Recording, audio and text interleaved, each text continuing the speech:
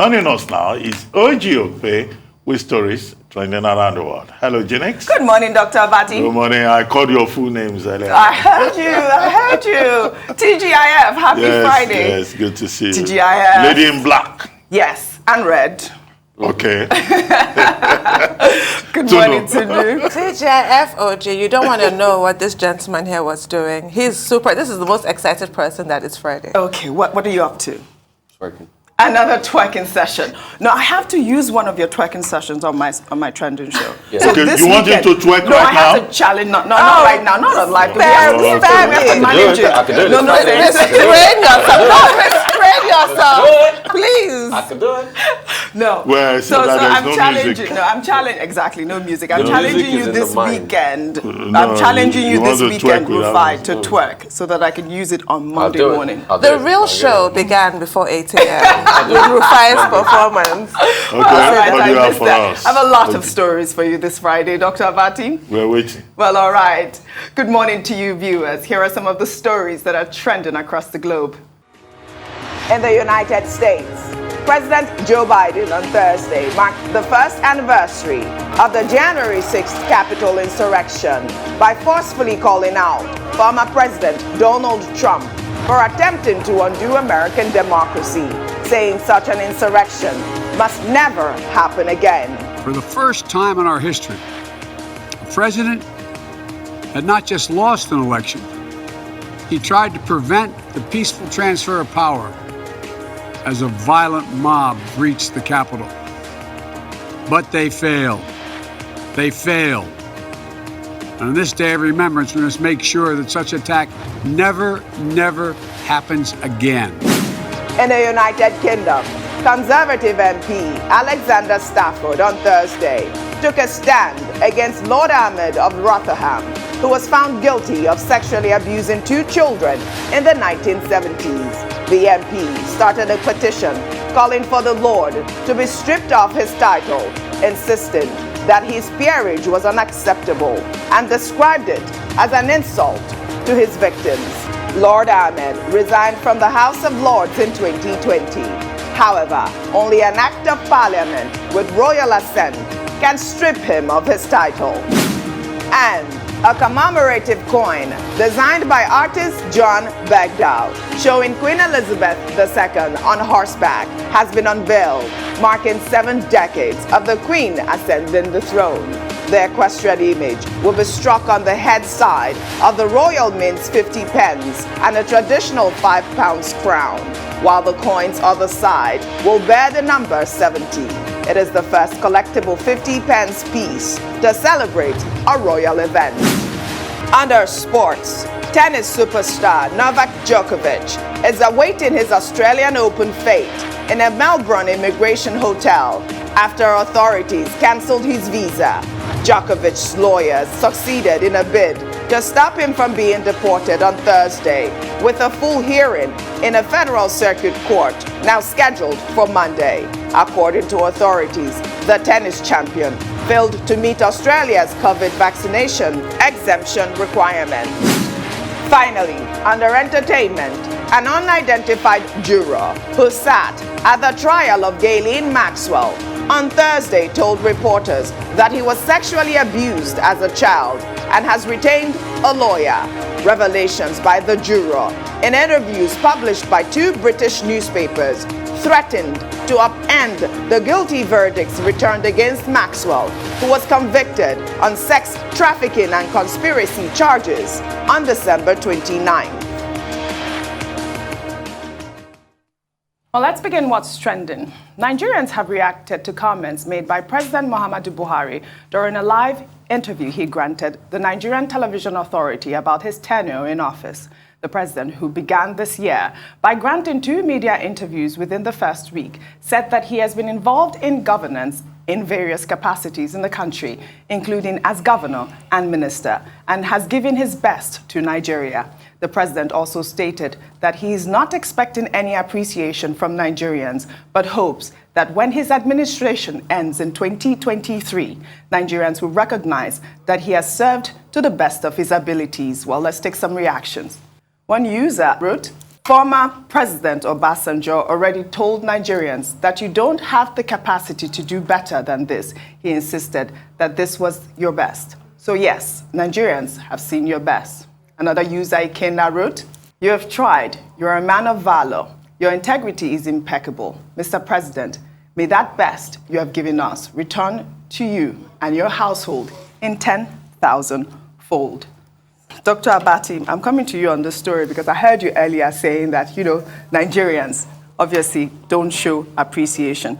Unfortunately, this comment President Buhari made on live television has generated a lot of negative backlash. I could swear to you, I could not find one positive tweet.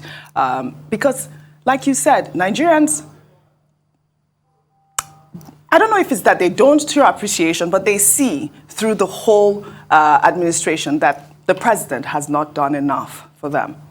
Okay, one newspaper today was reporting President Buhari as having said that he has done his best for Nigeria. He's been minister at a point. He's been head of state, military head of state. He's been civilian president, but he says, well, he has tried his best, but he doesn't expect that Nigerians would appreciate whatever he has done. And he said, well, whatever happens, he asked for it because he was the one that presented himself, for elective office a second time, which is a basic principle in law. Volenti non fit injuria. Don't go near the kitchen if you don't like heat, if you don't like to suffer the effect of it. So he's very stoic about it. Whatever happens, fine. But he thinks that he has tried his best. Now, the second point to make is that, look, nobody goes into a political office to end up as somebody who will be considered a charlatan. It is assumed, that politicians, they like to be loved. Every politician, would like to be remembered as having done something. And that's why politicians are victims of hagiography. They like to be praised. They enjoy it. Some of them even indulge in self-praise, or what Norman Mailer calls advertisements for myself in a collection of essays. So President Buhari, irrespective of what he has said, would like to be praised, would like to be loved, but he's just being modest about it. The third point, of course, is that, look, Nigerians, which is the point I made earlier, tend to be nostalgic. When you are in the office, everybody will come after you with their small daggers. They will condemn you because Nigerians are suffering from, what I call the crisis of rising expectations. From one government to the other, the challenges are different. So the expectations also mount. And politicians create problems for themselves. And I think that this is one problem that the Buhari administration will have when it is being reviewed. When you overpromise and you underdeliver, then that becomes a problem. And I think that, there are people who may disagree with me. This administration overpromised and, in a sense, underdelivered. But Alhaji Lai Mohammed does not think so. Femi Adesina does not think so. Garuba Shehu does not think so. And that is why about 7 days ago, exactly 7 days ago, they gave a rollout of some of the achievements of the administration. Alhaji Lai Mohammed, the Minister of Information, was quite detailed in providing information as to what the administration has done with regard to Operation Hadarin Daji, with regard to security, preventing an escalation of the security situation in the country.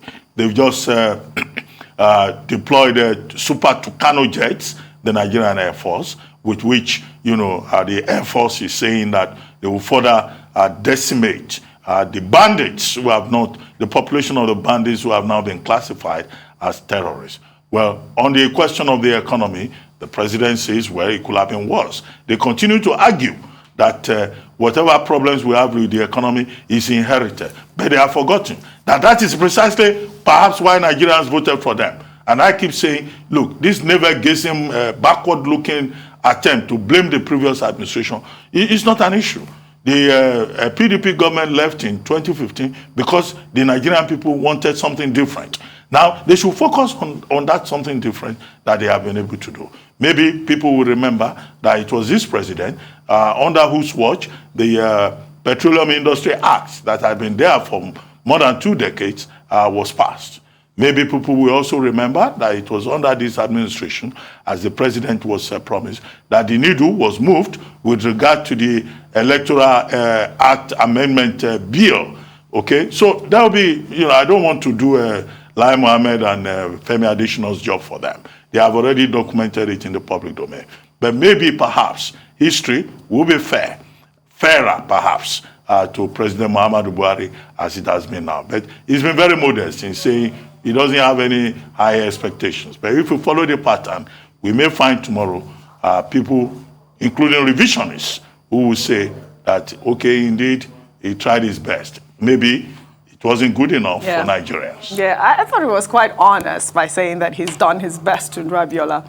I thought so too, but what surprised me is that you said you couldn't find a single positive tweet. Yeah. I thought that politicians had all their attack dogs on social media. Well, we know those tweets. Of all the wretched things you we know those type of tweets, so we don't take those. To be a politician's attack dog, go hang yourself, frankly. We can tell the difference. I thought you could find some of those. So you're saying that nothing was genuine. Yeah. Well, a lot of people do point to President Muhammadu Buhari's gains in the area of infrastructure, especially rail. Like I've told you before, Rufai, a lot of people just mentioning passing conversation, I'm just about to hop on the train, and those conversations did not exist previously. So there is that. But a lot of those tweets that you're referring to are thinking of the economy, thinking of inflation, how your buying power is vastly diminished, thinking of security, looking at the C agenda, actually, security, economics, anti-corruption. And that is just quite unimpressive as far as track records go. And there are some that do take the rather condescending view, I feel, that, oh, you can't tell what President Buhari is doing now, but in the future, you will look back and really recognize this momentous moment. And I'm sorry, that's ridiculous. As an adult population, we know when we're being served as we expect or otherwise. But then you can now decide to now start to assign blame. President Muhammadu Buhari's administration does have that threadbare, handy excuse of 16 years of PDP misrule. Other people will talk about even the fall of Gaddafi affecting our security situation here in Nigeria, talking about climate change and the droughts in the Lake Chad Basin, creating that farmer-herder crisis, and so on and so forth. It depends on how charitable you want to be towards President Buhari. Yeah. Rufai, your analysis on this topic? So one of the things I did in my life, I used to be an animal husbandry teacher at Elisha Grammar School. And when I set exams or tests, the students that passed would say they did their best. And those that failed would say they did their best, and the term is different. They say, sir, you gave me 20 over 100. So your best is relative. The question is, what is the result of your best? Nigerians have to start asking the results of the best people say they are giving. Because a lot of best we've been saying is not been good enough for Nigerians. Right. And the truth has to be said. What are those parameters? I mean, you can't say you're giving your best when an economy that had like 10 trillion in debt has burgeoned to over close to 40 trillion in debts. When inflation rate is over 15%.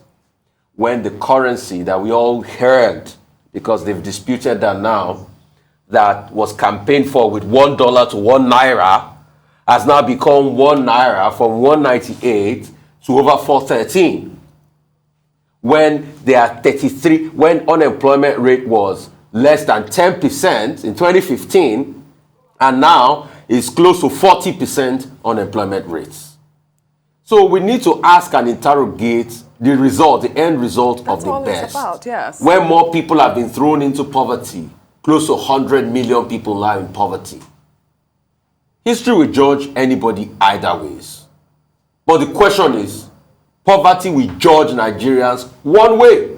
And it's been judging Nigerians in job losses, in pain and penury, in increasing crime. Right. So those are the things we should focus on. We can romanticize about legacies. Every leader loves to romanticize about legacies. But please, is it not time to start romanticizing about the plight of an average Nigerian that voting government every 4 years to expect the best for them? Yes. The least for them, but they don't get it. Nigerians always get the short end of the stick, which is sad. Well, the president has about 16 months left. The only thing that the president can be sure of is that his place in Nigerian history, one way or the other, depending on who is doing the assessment, is assured. Oh, yes. Whenever you write Nigerian history, the name Muhammadu Buhari will feature prominently in it. That in itself, as a form of legacy, is something that he can take home. Yes, well, reactions from this interview, hopefully the 16 months he has left, he could do better, correct? Well, we'll take another story. Samuel Ortom, governor of Benue State, on Thursday asked President Muhammadu Buhari to declare the Miyetti Cattle Breeders Association, otherwise known as MACBAN, a terrorist organization. The governor's call is coming after the federal government gazetted an order designating bandits as terrorists. Ortom stated that the security challenges in the nation will only be adequately addressed if a similar position is taken on the Miyetti Cattle Hore, MACBAN, and the Fulani Nationality Movement, otherwise known as FUNAM. The governor claims that these groups have vowed and have continued to cause mayhem in Benue State and other parts of the country because of the anti-grazing laws. Tunde Abiola, over to you on this story. So my question is, I believe that in Benue State, they have banned open grazing at this point. But I guess the state is unable to enforce that order, right? Because obviously, because of open grazing, these attacks are happening in the state. And that's why he's calling for the, for these people to be outlawed at this point. So I don't know where we've gone wrong here, Tundu. Well, I'm not quite sure how to answer your question, but my take on this is that breaking a law, breaching a law of a state does not necessarily make you a terrorist. Yeah. It makes you a criminal because you've broken the law and you should be tried accordingly. But the word terrorism has other connotations. Yes. But I guess for Senator Ortom, he's thinking of the kind of wholesale mass murder that Benue has witnessed. He's thinking of even the attempt on his life. He's thinking of just the amount of displacement, amount of complete horror that has been visited on Benue State as a result of what is termed as farmer-herder clashes. That's not how I would put it, but that's how it's generally known. It's more one-sided than that. It's not a clash, it's an attack, you know. So I understand and I sympathize with Governor Ortom here, and he's thinking, well, if those bandits have been named terrorists, he might as well try and get in on the act. Well, people are being gazetted. He's putting his own forward. I completely sympathize with him, but I think that's a bit of a stretch in terms of the definition. And you also have the other issue, which is the idea of collusion, which is the idea that certain people are protected. You know, President Buhari is a patron of Miyetti. You know, there are two Miyetti, but he's a patron of one of them. So there's the idea that some people are untouchable in this country. So that's also what he's trying to bring to the fore. Dr. Vatin. Okay, very quickly. I mean, the governor of Benue State, Samuel Ortom, through his press secretary, issued a statement. In response to the statement by President Buhari in his interview with Channels TV, that bandits are now terrorists. And the president clearly was piggybacking on the ruling by the Court of Justice Taiwo in November 2021, that the application brought by the Federal Director of Public Prosecution to classify, it was an ex parte application at the time, to classify bandits as terrorists. The court granted it. And then, of course, you recall that the AGF, Attorney General of the Federation, talked about this being gazetted, which was the express declaratory order of court. And I think they've done that now. So the president referred to it. So, and everybody is happy with that. Yes. But Ortom is now saying, don't stop with the bandits. That the real bandits are in Miyetti and Miyetti Cattle Hore. Well, I guess he's playing politics. Yeah. I don't know whether the president will accede to that, you know, but it's good for, you know, politicians to engage in showboating. Of course, the Miyetti has also responded to Samuel Ortom. Their spokesperson says, no, the real terrorist that should be dealt with is Samuel Ortom himself. But for us, as Nigerians, is that, look, terrorism defeats the purpose of stability of this sovereign state called Nigeria. It defeats the purpose of national development. And the government should do a lot more in making sure that, you know, peace is secured. And that the Terrorism Act, there is an act called terrorism, that persons are subjected to the rule of law under that particular law. And that nobody, which was a pattern we have seen before now, should be serving jollof rice and pepper soup to bandits and who have now been properly identified as terrorists. The NAF, as I pointed out, the Nigerian Air Force, has said shortly they will begin to deploy the Super Tucano jets. The Super Tucano jets, the Americans are saying, is governed by certain laws, the Foreign Assistance Act, and also the Foreign Arms Export Act of the United States. And what all of that means is that in deploying all resources available, in checking these bandits, these terrorists, there should be respect for the fundamental rights of individuals, and also that the police, the rights of the police under the International Convention should also be respected. These are the issues, in my view. In all of this, I would say again that my commiserations to the lives of those that have been lost in Benue State. Yes. Because they are Nigerians too, and the only crime they have committed is being Nigerian. I don't care about all of this politicking back and forth, talk back and forth. We should be able to fix our insecurity problem without anybody to be seen to be siding another person. That's a good point too. Yeah. Because the subtext here is there's massive insecurity. Nigeria has been at war for over 10 years, and nobody talks about that. We try to act like, oh, everything is okay. People are dying. Is it because people that are close to us have not died? Yeah. President Buhari, please, if you want a legacy, end insecurity in 17 months. Yes, that's a good point. Tunde, I was just going to say, have you ever heard Dr. Abati talk about terrorism without mentioning jollof rice? Never. Have you? Okay, great. Not once. Well, all right. Thank you guys for your beautiful analysis on today's show. Okay. Well, that's all I have for you on What's Trending today. I'll see you next week.